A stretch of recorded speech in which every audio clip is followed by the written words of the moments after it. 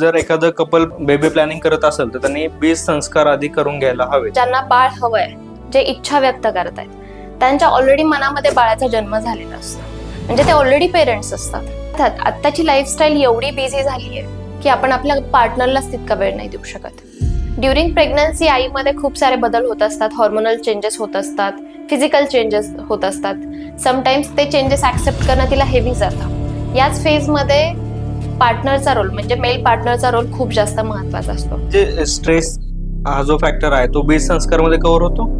जेवढे आई आणि होणारा बाबा रिलॅक्स असेल तेवढीच त्यांची बीज क्वालिटी खूप चांगल्या पद्धतीची प्रिपेअर होणार आहे. प्रेग्नेन्सीचं योग्य वय कुठलं? 35च्या जे आत लोक आहेत त्यांना सांगतो की तुम्ही जर विचार करत असाल कन्सेप्शनचा तर बीज संस्कार नक्की करा. इन केस एखाद्याला 35 नंतरच कन्सेव्ह करायचं असेल तर, कारण आता आजकाल लग्न खूप लेट होत आहेत, तर मग त्यांनी काय केलं पाहिजे? स्वतःला एज्युकेट करणंही तितकंच महत्वाचं आहे, रिलेटेड टू प्रेग्नन्सी असेल किंवा कन्सेप्शन असेल. बऱ्याच वेळेस मंत्र चॅन्टिंग करणं, श्लोक म्हणणं हेच गर्भसंस्कार असे बऱ्याच लोकांची समजूत असते. आपण तेच बघत आलोय, पण हे मिथ आहे. मग आईनं काय काय केलं पाहिजे?